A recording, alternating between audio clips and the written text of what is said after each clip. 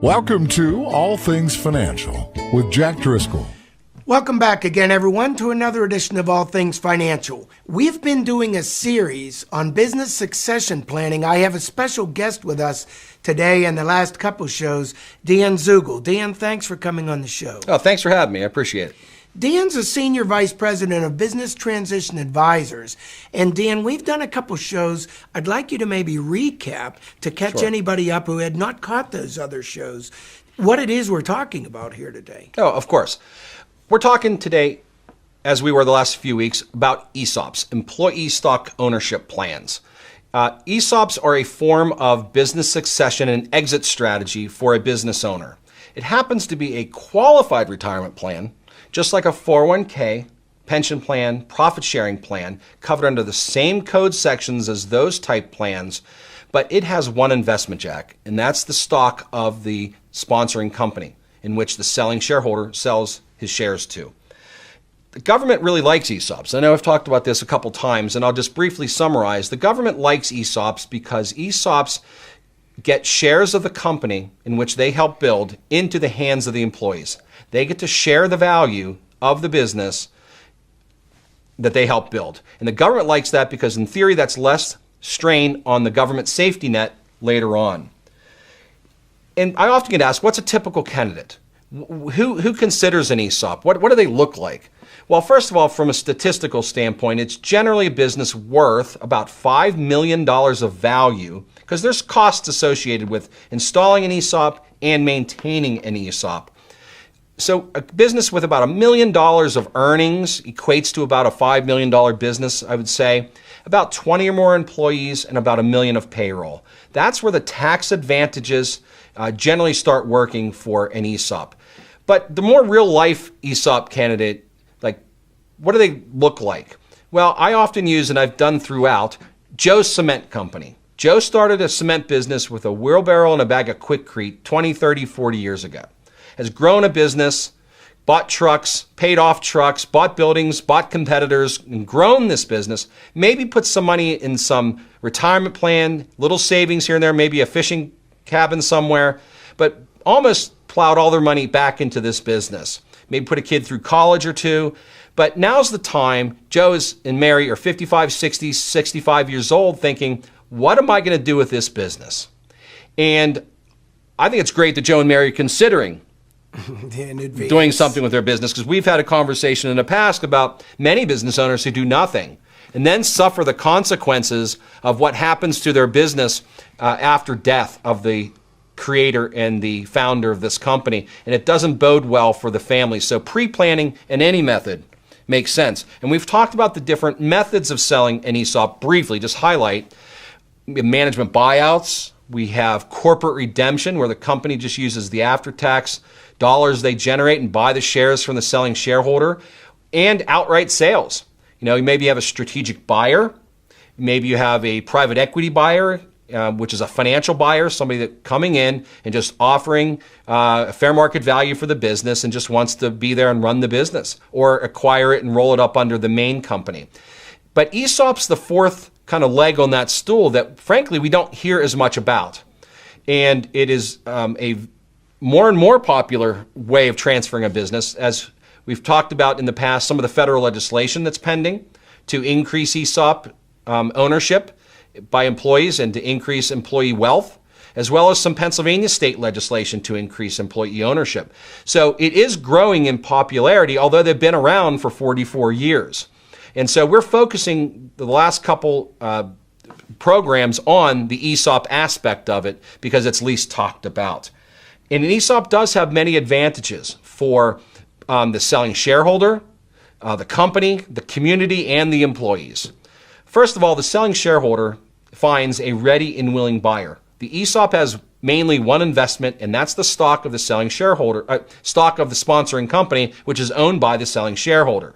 So the ready and willing buyer at full fair market value is ready and waiting, and that being the ESOP. And as I mentioned, it is full fair market value, and potentially the proceeds, the sale price that's normally taxable as a capital gains tax, Because in my example, Joe started this business with practically nothing, a wheelbarrow and a bag of Quikrete, and has grown it to a $20, $30 million business. There's a large taxable gain on the proceeds.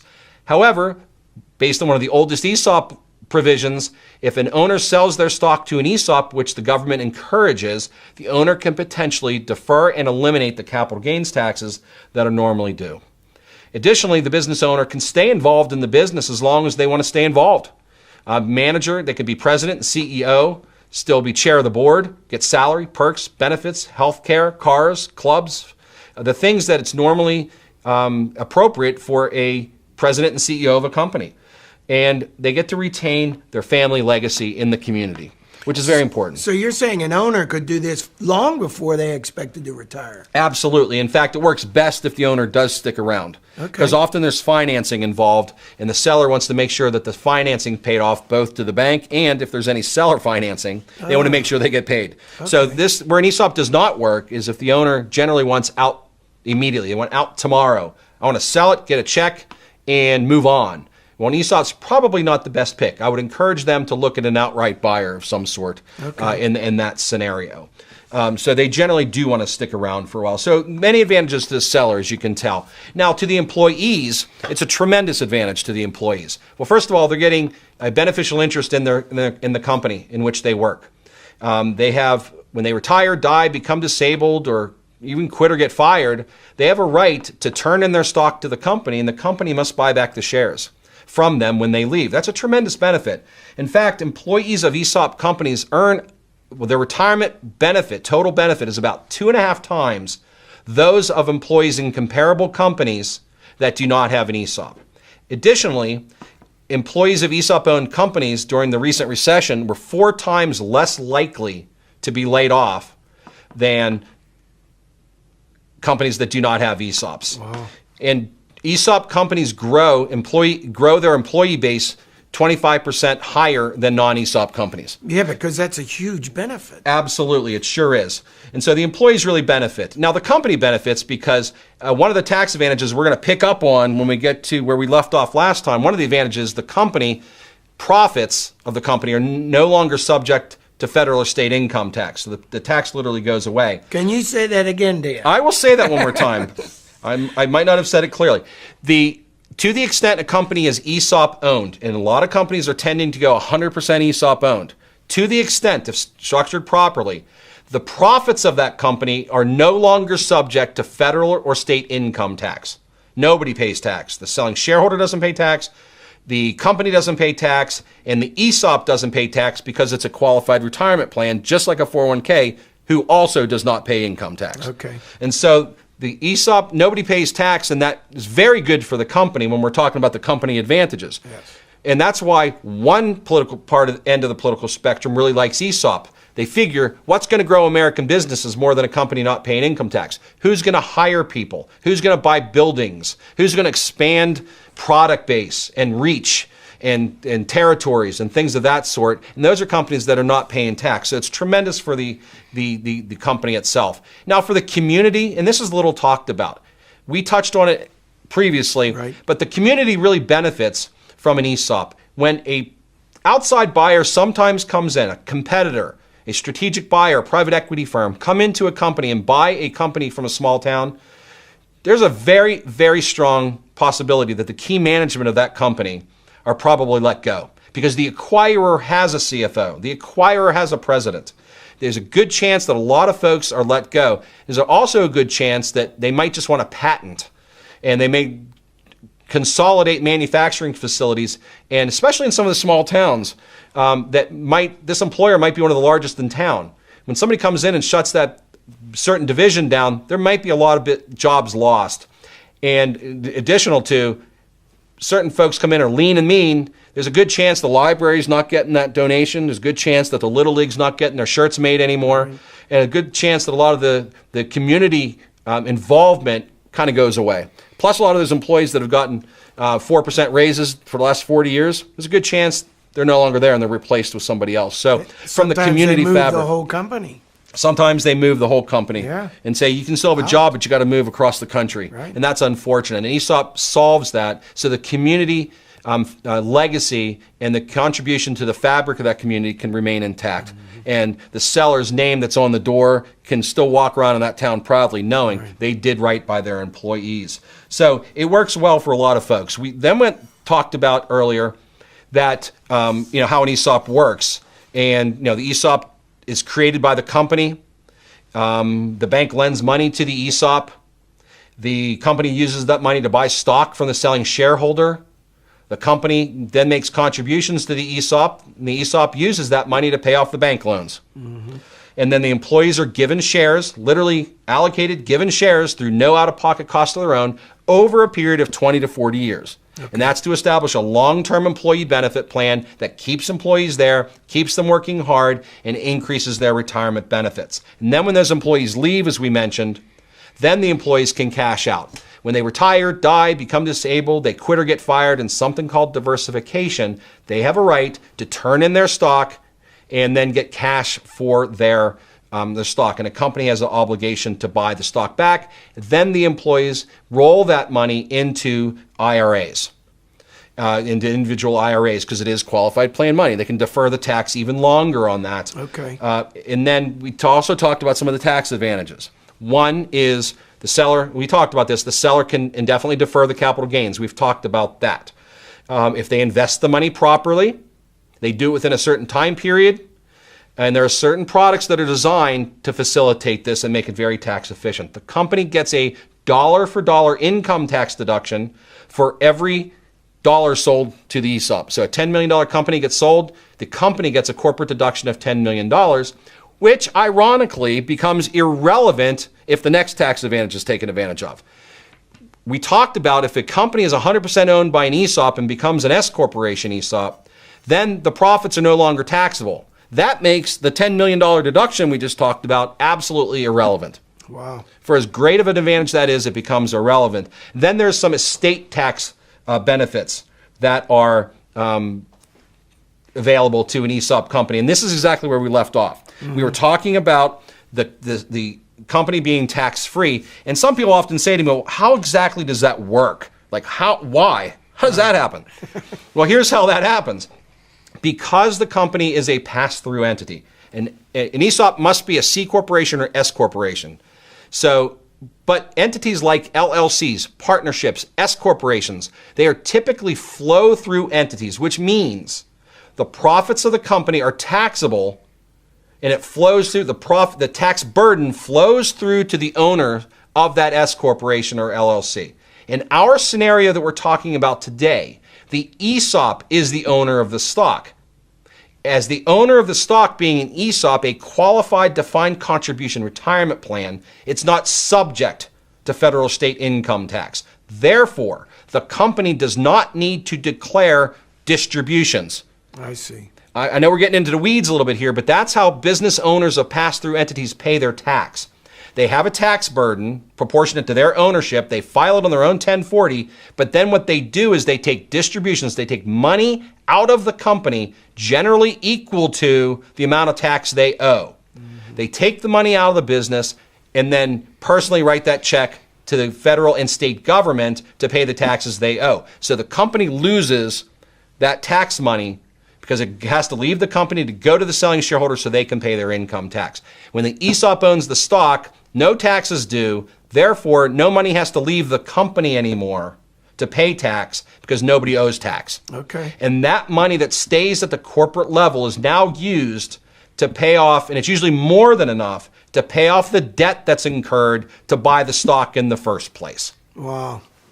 And usually the company's in a better cash flow position by selling 100% of the stock than they are by selling only half the stock. Really? And we just have to do the math.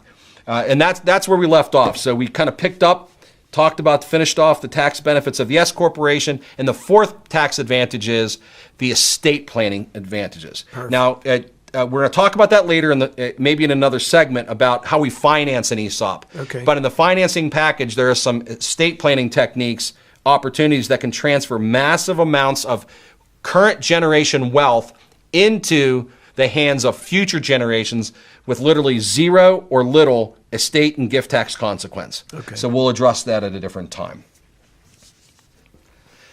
So I often get asked now, say, okay, now that I understand all the tax benefits and I understand how it works and why the government likes it, but man, I really want to know about who controls an ESOP company? Okay. Who determines what value I get out of it? And who votes the ESOP shares? And Jack, those are good questions. Yeah, and we get asked that a lot. So I thought we'd address them. yeah, and I'm sure the employees are concerned about that too. They totally are. They totally are.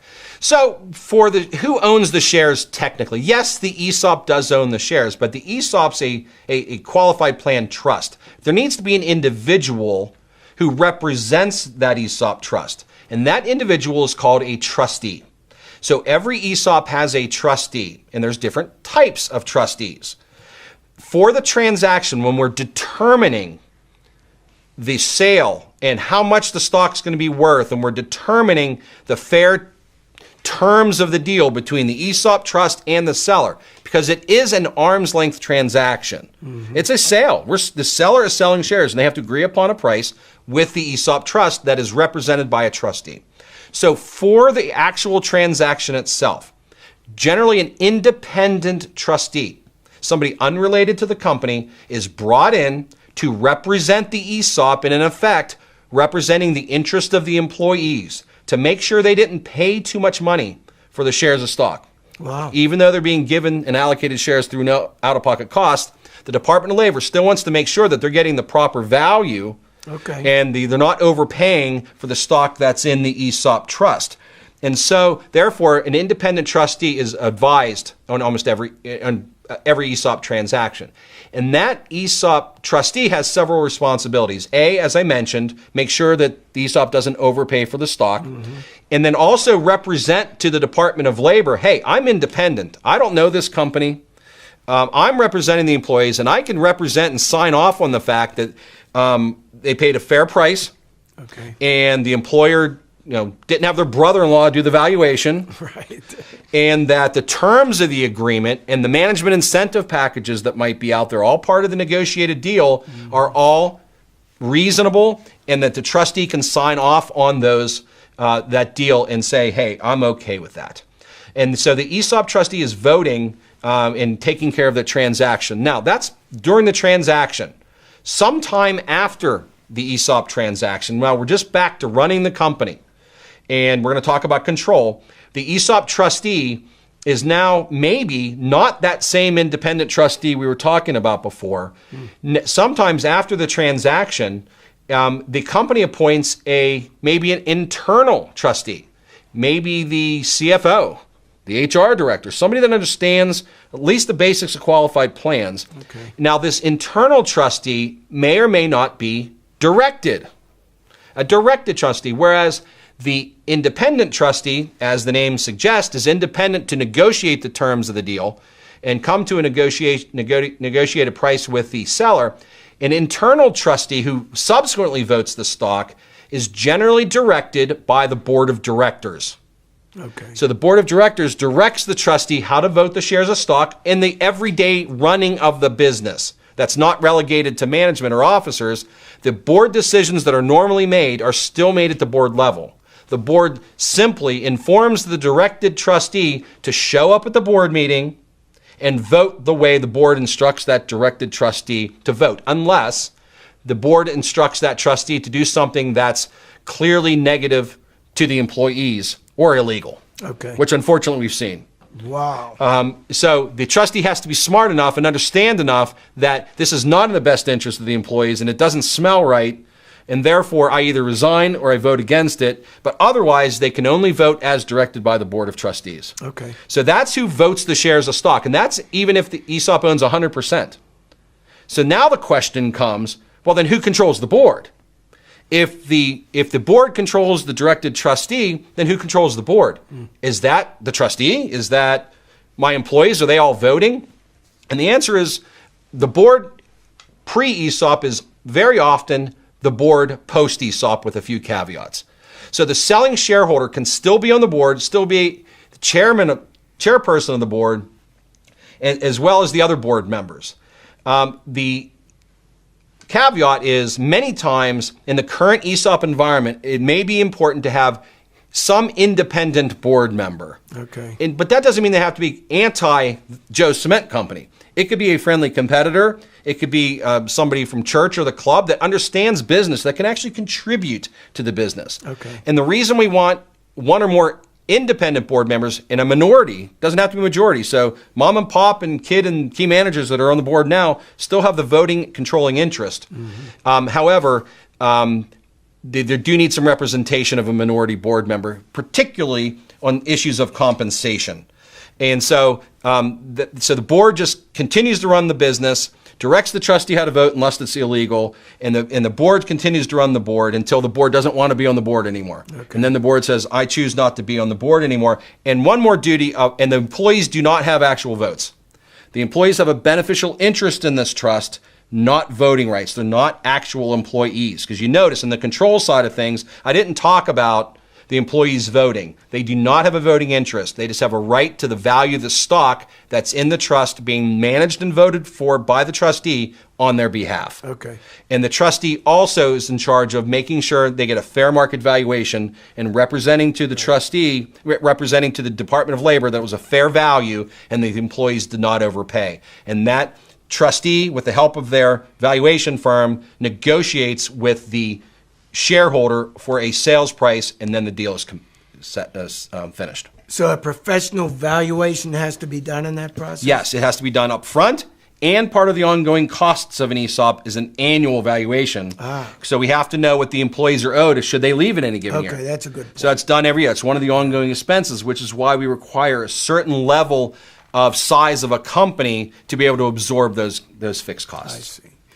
Well, Dan, thank you very much. We're out of time again today, folks. Dan, I appreciate your coming on, and I'd like you to come on one more week, if you don't mind, and we can wrap up some of this subject. That'd be great. Love to. Thanks again, everyone, for tuning in and listening to another edition of All Things Financial. We'll be back again next week. Dan, if anybody wants to get a hold of you, what's the best way for them to do that? Well, the best way to get a hold of me is by phone at 724-766-3998. That's 724-766-3998. Or Zugell, DZUGELL at bta.us.com, or visit my website at esopguy.com. Very good. Thanks, Dan. Thank you. You've been listening to All Things Financial with your friend with the answers to all financial matters, Jack Driscoll of Driscoll Insurance and Financial Services. Securities and investment advisory services offered through Sage Point Financial Incorporated, a registered broker-dealer and registered investment advisor and member FINRA and SIPC. Driscoll Insurance and Financial Services is not affiliated with Sage Point Financial, Inc. or registered as a broker, dealer, or investment advisor. You can reach Driscoll Insurance and Financial Services Incorporated at 412-833-1500, and they are located at 2738 South Park Road, Bethel Park, Pennsylvania, 15102.